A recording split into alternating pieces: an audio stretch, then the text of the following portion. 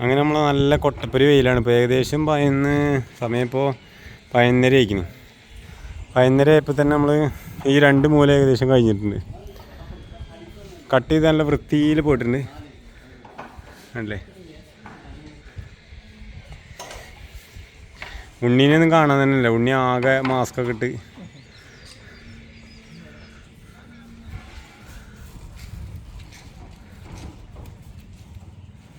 ഈ സൈഡൊന്നും ആയിട്ടില്ല, മറ്റേ സൈഡ് മൊത്തം കഴിഞ്ഞിട്ടുണ്ട്.